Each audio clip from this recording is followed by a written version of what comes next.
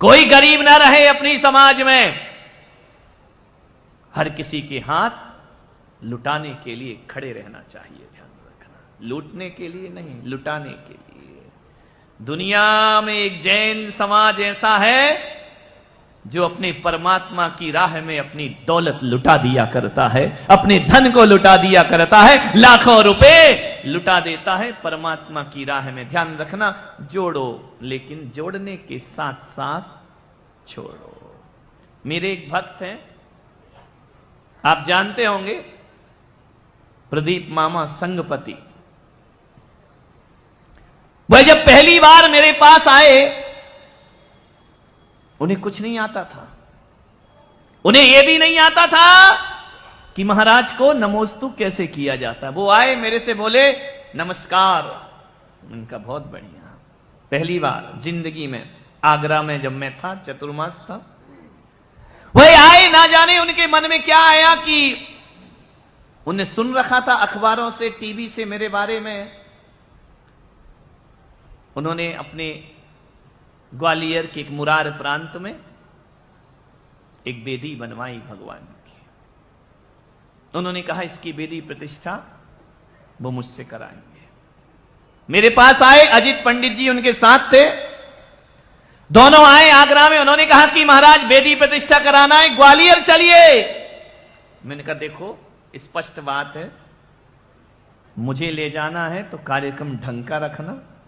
वेदी यदि प्रतिष्ठा में मैं नहीं आता हूं। तो बोले किस में आते हो?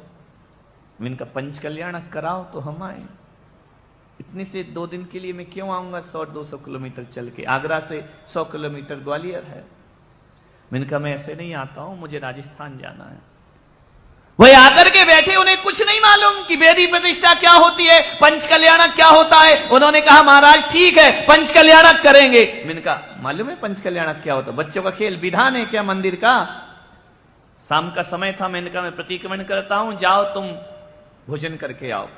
भोजन करने गए, पंडित जी से बोले पंच कल्याणक कराएंगे। पंडित जी बोले दिमाग खराब है तुम्हारा, पंच कल्याणक। उनने कहा और तुमने मान लिया? बोले जब बोल दिया तो बोल दिया। कितना खर्च आएगा पंच कल्याणक? आज से 20 साल पहले की बात होगी। पंडित जी ने कहा तुम्हारे पास है कितना? बोले मेरे पास तो कुछ नहीं है। कुछ नहीं है तो पंच कल्याणक कैसे होगा?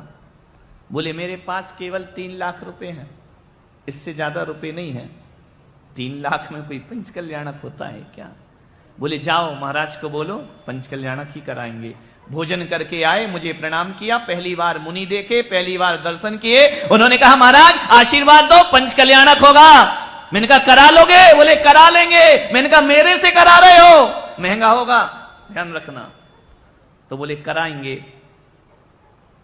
तो पंडित जी बोले महाराज 3 लाख रुपए हैं इसके पास। मालूम उस शख्स ने क्या बोला?